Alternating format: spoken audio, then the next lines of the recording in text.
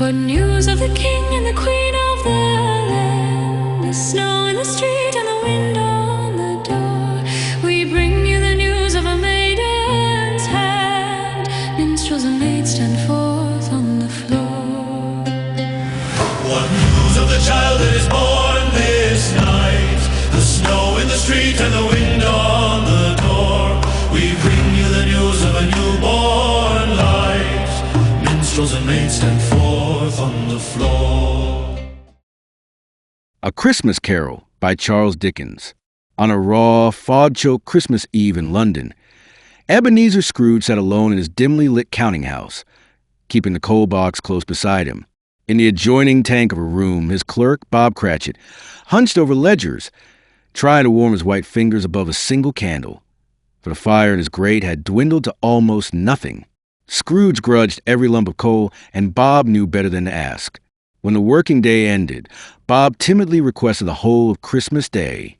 Scrooge grumbled that it was neither convenient nor fair, yet he granted it with ill grace, warning the clerk to arrive all the earlier the next morning.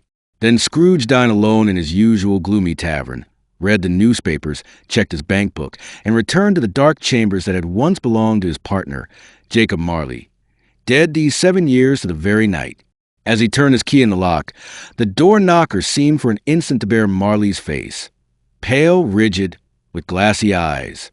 Scrooge shook off the fancy, entered, and climbed the wide staircase by candlelight. He donned his dressing gown and nightcap, sat by a small fire, and ate his gruel. A strange clanking rose from the wine cellar below, growing louder as it mounted the stairs. The door burst open, and there drifted in the unmistakable figure of Jacob Marley, transparent, dragging a long chain forge of cash boxes, padlocks, ledgers, and heavy purses. The same face, the same pigtail, the same waistcoat and boots, yet the spirit passed through solid objects as though they were air. Marley had come to warn his old partner. In life, he had valued money above mercy, and now he wore the chain he had forged link by link. Scrooge's own chain, already longer and heavier, would be intolerable unless he changed. 3 spirits would visit him, offering his only chance of escape. Then the ghost floated backward to the window into the bleak night, joined by countless other tormented phantoms who wailed in vain regret. Scrooge fell into a heavy sleep.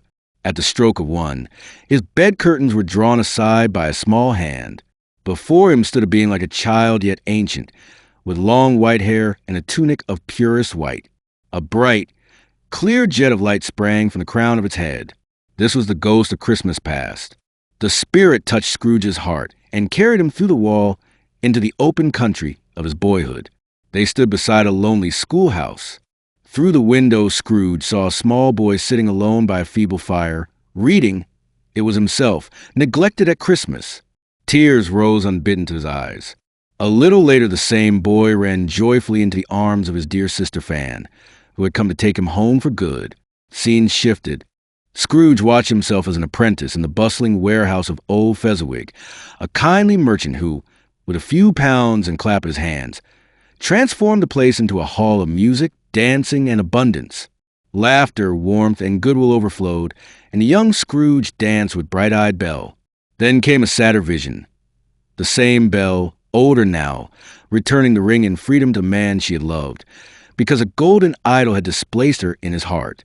She left him quietly, and Scrooge, watching, begged the spirit to remove him from the scene. The light on the spirit's head was extinguished, and Scrooge slept again. The next spirit arrived at midnight. It was a giant clad in a green robe bordered with white fur, seated upon a throne of seasonal plenty. Turkeys, geese, mince pies, plum puddings, and barrels of oysters. A glowing torch in its hand shed fragrance like incense. This was the ghost of Christmas present. In an instant the walls melted away, and they stood in the crowded streets of the city on Christmas morning. People hurried along with happy faces, breath smoking in the cold. The spirit led Scrooge to the humble home of Bob Cratchit, for rooms, scant furniture, yet filled with warmth.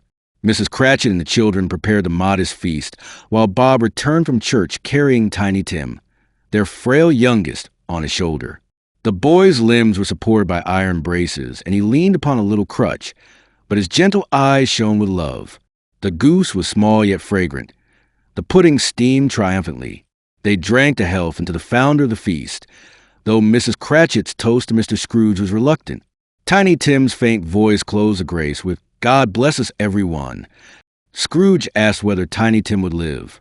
The spirit replied that, if the future remained unaltered, the child would die, leaving an empty seat and a crutch without an owner.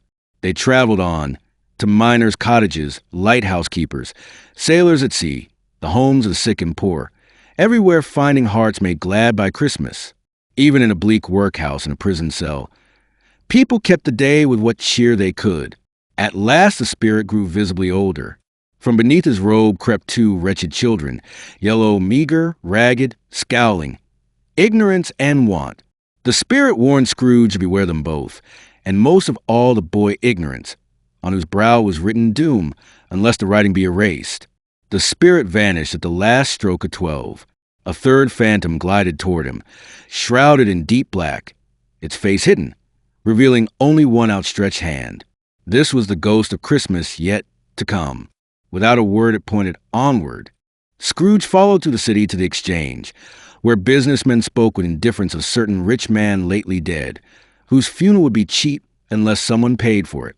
In a dark junk shop, charwomen and laundresses sold the very bed curtains, sheets, and shirts stripped from the corpse before it was cold.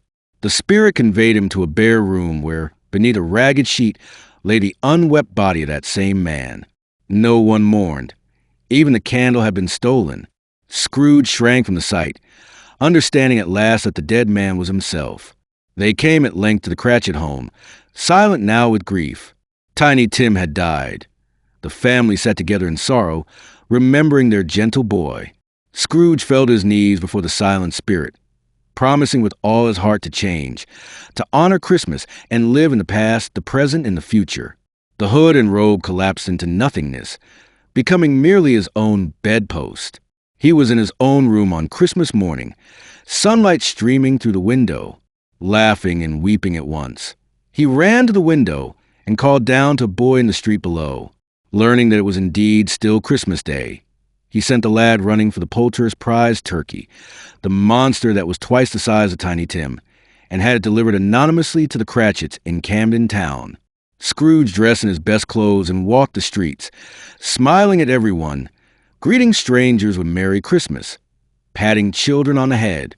He met one of the gentlemen who had solicited charity the day before, took him by both hands, apologized for his former harshness, and promised a very large donation, including many back payments.